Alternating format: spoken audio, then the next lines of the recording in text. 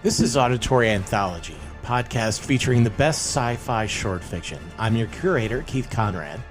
We release new episodes every Thursday, so if you like what you hear, I hope you'll take the time to rate and review our show on your podcast player of choice. And be sure to recommend it to a friend. That'll help us grow the show and continue to share these stories with you each and every week. If you have a story you'd like to contribute to the series, you can visit submissions.soundconceptmedia.com or just follow the link in the show notes. This week's story is Prison of a Billion Years by CH Thames. In the future, society perfects time travel, so naturally they use it to send prisoners back to the primordial Earth. This decision has some unintended consequences.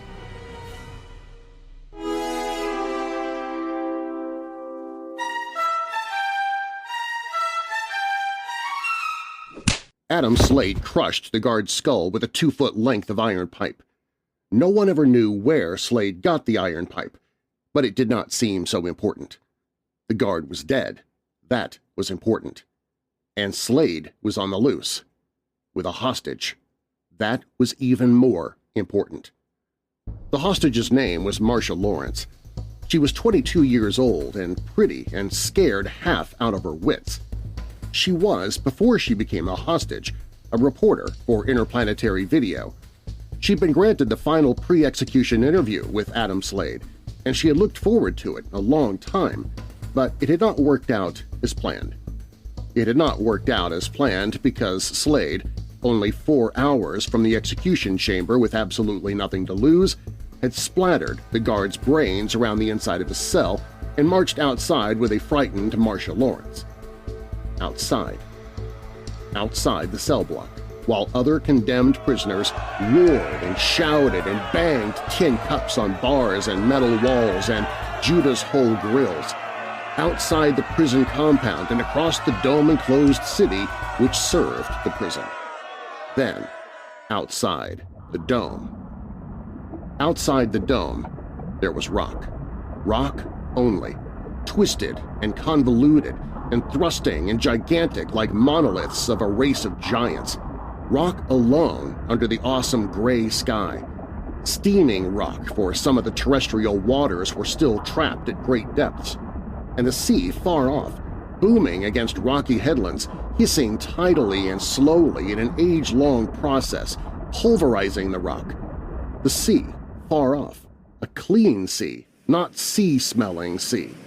A sea whose waters must evaporate countless times and be borne up over the naked rocks in vapor and clouds and come down in pelting, endless rain and rush across the rock, frothing and steaming. A sea which must do this countless times in the eons to come, and would do it to bring salinity to its own waters. "It kind of scares the hell out of you, doesn't it?" Adam Slade said. He was a big man with a thick neck and heavy, sleepy-looking eyes, and a blue beard shadow on his stubborn jaw. He said those words as he climbed out of the prison tank with Marcia Lawrence.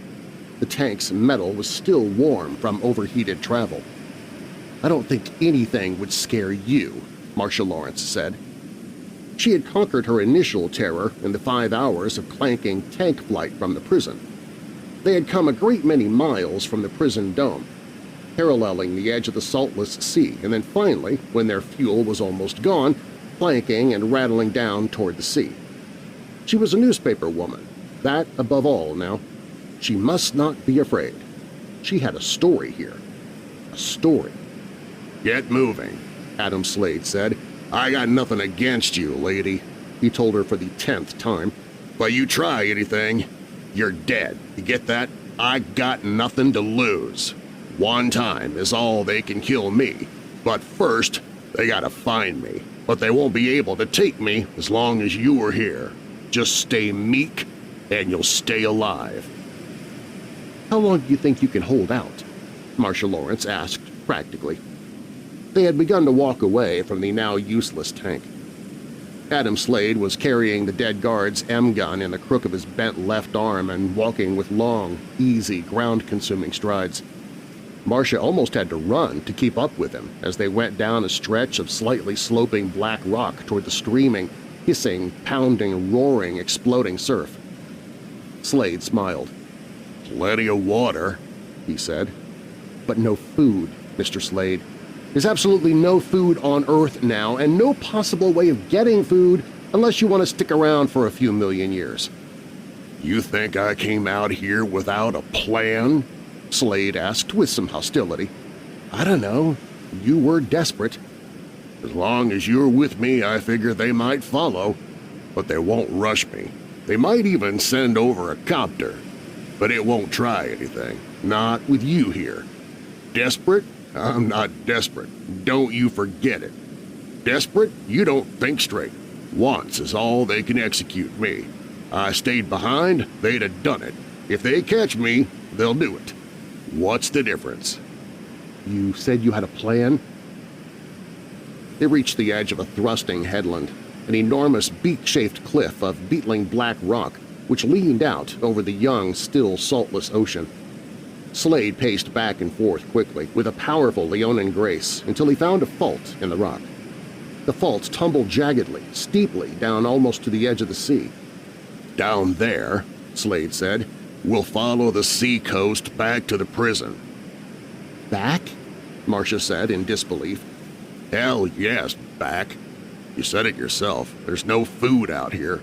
Since there ain't no life, of course there's no food. Oh, it's a great place for a prison, all right. Whoever thought of it ought to win a prize. A prison, 1 billion years in the past. What's the word? Archaeozoic, she supplied. Yeah, Archaeozoic, an Archaeozoic prison. You can escape to your heart's content, but what the hell's the difference? There's no life back here. Not yet. The Earth's just a baby. So you escape, and you starve to death. It makes every maximum security jail before this one look like a kid's piggy bank. There hasn't ever been an escape, Marcia said hopefully as they made their way down to the sea, she in front and Slade behind her with the M-gun. There ain't never been a hostage before. No. There's a hostage now. Marshal Lawrence took a deep breath and asked suddenly, Are you going to kill me? Hell, I don't know. I got no reason to, unless you make me. We're going back there. We're double-tracking along the beach. Get me? Back to the prison dome. But Adam Slade won't starve to death out here. We'll double back to the dome and the time machine. Oh, she said. They began to walk along the edge of the sea, its waters sullen gray, mirroring the sky. Here on this dawn Earth, the sky has as yet never been blue, but the primordial waters were still falling. Falling. It rained almost all the time, and the air was thick with moisture, and every night when the sun, as yet unseen by the dawn Earth except as an invisible source of light, went down and darkness came, the mists rolled in from the sea. In the morning, whether rains had fallen or not, the ground was soaked and tiny freshlets rushed down to the sea, returning to it. "Look out!" he cried suddenly, and shoved her against the base of the cliff which overlooked the water. The cliff top thrust out over them, umbrella-wise. The base of the cliff was thus a concavity, and they pressed themselves against it now, in shadow. The waters of the infant sea were 100 yards away, surging and booming against the rock. She heard it soon after he did. A helicopter.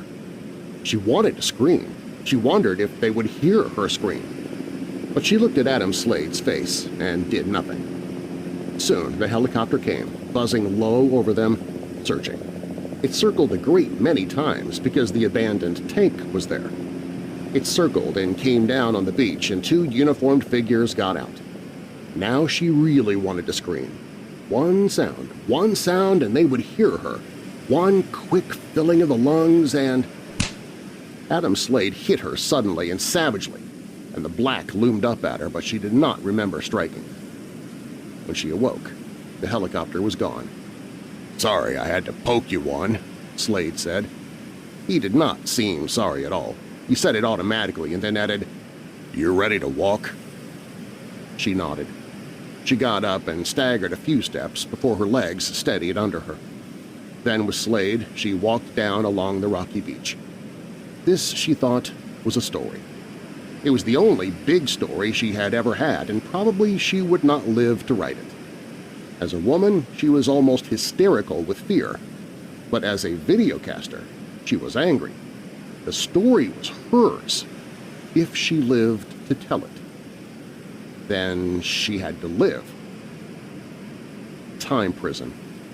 Sure, she thought, utterly escape-proof. Unless someone like Slade could take a hostage, double back to the prison dome, the hermetically sealed dome, and somehow trick or overpower the guards who watched the time-traveling machine outside the prison dome.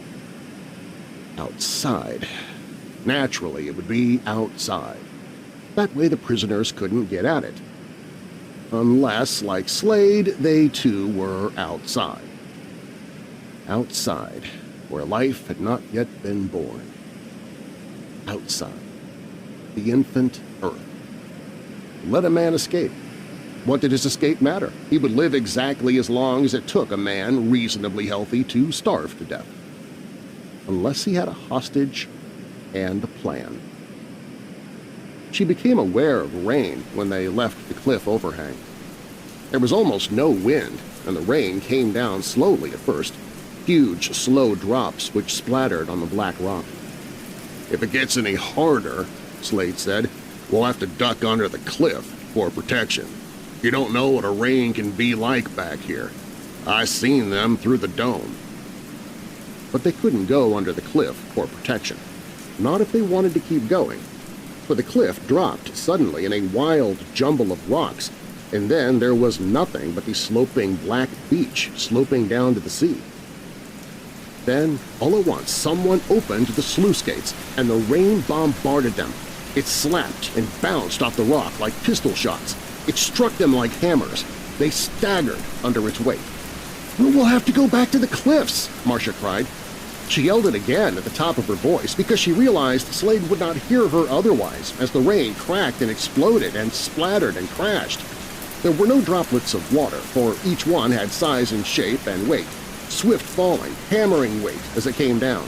Each one, Marcia thought wildly, struggling to keep her feet, was the size of your clenched fist there in the gray dawn of Earth. "The cliffs!" she cried again. But Adam Slade shook his head, grabbed her arm above the wrist, and pulled her after him. He pointed ahead, in the direction they had been going. He said nothing. There was no need to talk. They were going forward, and if it killed them, probably Adam Slade did not care much. He wanted that prison time machine for his escape, and he was either going to get it or die in the attempt. They went on slowly. First one would fall, and then the other, and when it was Slade who had fallen, she would wait patiently, hopefully, if he ever released his hold on the end gun. But if it were Marcia who fell, Slade would yank her to her feet savagely, yelling words which she had at first, but which after a while, after an eternity of the storm, seemed to merge with the sound of the rain and the far booming of thunder out over the water, and then, as if by magic, she was walking again and stumbling along with Slade, drenched and beaten and half-drowned. She hardly remembered when night came, but presently she was aware of the darkness and the mist over the sea and over the rock, and now engulfing them with its white ectoplasmic tendrils. In the mist, she knew that she could escape Slade, and yet she did not. Without Slade now, in the middle of nowhere, there by the sea on the shores of the young Earth, she would die in the storm. With Slade, at least for now, was life, and she went on. The thunder followed them and came closer. By the middle of the night, it sounded like artillery at a distance of half a mile, like a barrage of big atomic shells just out of sight behind a black ridgeline which wasn't there. And through the deeper rain-wet darkness of early morning, through the mist, tearing the mist to tatters, shredding it, came the spears and forks and lances of lightning. It was, Marcia thought, a nightmare of a storm, and she must remember it, or it would make a story, a real story, if ever she lived to tell it. By morning, the air smelled of ozone. It reeked of ozone, and around them, as the gray light seeped out of the wet sky and the rain suddenly slackened as if the weak daylight dispelled it, The black rocks were blasted and broken where lightning had struck. In the dawn's first light, another helicopter came. "Get down!" Slade shouted, and they dropped among the blasted black rocks, hiding there, not moving. The helicopter came on through the slackening rain, buzzing a few hundred feet over them but not circling. It was heading for the abandoned tank, Marcia thought. It wasn't looking for them here. But suddenly the rain came down in all its savage force again, blinding, bounding off the rocks, pounding relentlessly. Overhead, the helicopter seemed to pause like a bird stricken in flight. The rotors whirled a silver shield against the rain, the great drops splattering off the shield.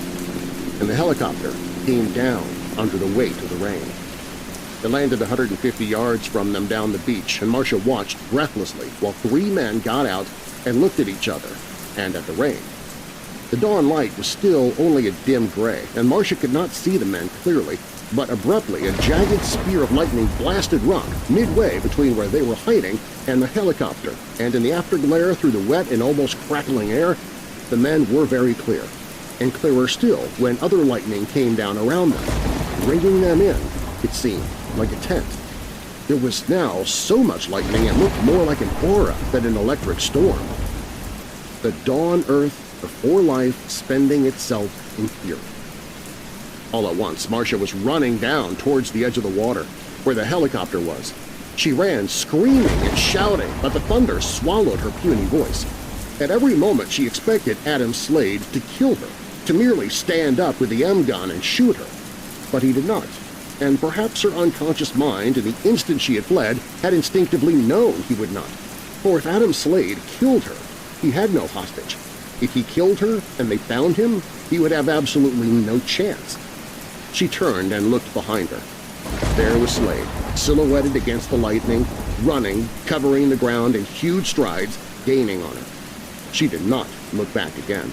The whole world was in lightning and thunder, and her legs striking earth under her, up and down, pounding, running, fleeing in the rain. Slade's ally, beating her, buffeting her, exploding against her. She stumbled and fell, but she was up and running again in a moment. Now Slade was very close, but the helicopter was close too. She did not think the men there had seen them yet. She waved her arms and screamed, although she knew the screams would not be heard. And then Slade was on her. They went down together, and she knew she was frail and helpless before his great strength. He grabbed her, his hands angry, hands on her throat, and lightning struck. It bounded and bounced off rock a dozen feet from them. It shook the earth and blasted the rock in pieces like shrapnel, cluttered all around them and struck them too, and Marcia felt hot blood on her arm, and it was her own blood. But Slade had been momentarily stunned, and she was running again, away from him. But away from the helicopter too. At first she did not realize that, but when she did realize it, it was too late. If she doubled back now, she would rush into Slade's arms. She ran into the sea. It was suddenly, unexpectedly calm. It merely eddied around her ankles, as if waiting for something. The storm seemed to be waiting too, lightning holding back, the thunder stilled, even the rain hanging there in the black, heavy sky, waiting. Slade came after her, stalking through the surf. A single bolt of lightning lanced down at them, and a great engulfing roar lifted Marcia, carried her, stunned her, and then the rain pelted down again, and the sea was an angry sea, and the air was supercharged with ozone and another smell like seared flesh. Like seared flesh. She saw Adam Slade then. Slade was down in a foot of water, face down. He was not moving, and the water lapped around him, over him. She went to him, walking slowly. The men from the helicopter were there too. They had seen that final flash of lightning. "Are you all right, miss?" one of them shouted. "Yes. Slade?" They turned him over. They looked at him. "Dead," one of them said. "Dead," she echoed. She would have collapsed, but they caught her. Then the rain really came down, not as it had come before, which was hard enough. It came in huge globes of water, and each globe was as big as your head, and if it hit it, it could stun you. "Slade!" someone cried as the globes exploded violently in the surf around them. "He's dead! He'll keep!" And they went back to the helicopter with Marcia to await the end of the storm there. When it was over, when the sky was not black but merely the color of lead, they returned down to the beach for Slade's body. But Slade wasn't there. "But he was dead," Marcia said incredulously. One of the men smiled. "He didn't go any place under his own power. He was dead all right. The storm took his body out to sea's all." They stood there for a moment, gazing out across the black, troubled water of an infant ocean on the infant Earth 1,000,000,000 years ago. Slade was out there. Slade, dead. Out there with the tides and the waters and the frequent electric storms. Out there with 1,000,000 bacteriological parasites on his dead body and in his dead body, which he brought with him, Marcia said dreamily. "What are you talking about, miss?" Out there in the electric dawn of Earth, with the bacteria which lived in his body as they lived in all other bodies. Out there with them, dead. Food with them. Food and water and air heavy with ozone and the electric storms. Marcia laughed hysterically. It was a story she wanted to write. But she wouldn't write it. Slade was a killer, condemned to die. But Slade, dead out there with his bacteria? Slade, evil to man and human society, but not necessarily evil in the implicable ways of nature or perhaps grimly, terribly evil? Slade, out there, dead on the bosom of the primordial waters? Slade, back in time 1,000,000,000 years before life had been born on Earth. She laughed hysterically as they led her away from the water. They slapped her face, gently at first, then harder. "It'll be all right," she managed to say. She would be all right. She could live to forget it. But Slade out there. Slade. Slade, fathering all life on Earth there in the sea with his dead body. Slade, who had sinned and was taken back here to die for his sins so that life could be born. Slade, whose first name was Adam.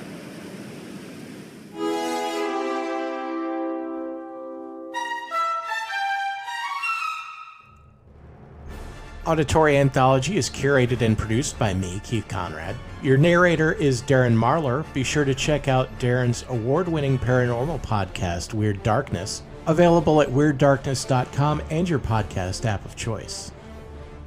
This week's story was Prison of 1,000,000,000 Years by CH Thames. It was first published in Imagination Science Fiction magazine in April of 1956. Coming up next week, we'll have Cost of Living by Robert Sheckley. In a world where everyone has everything, some people begin to question whether or not the comforts of their modern world are worth it.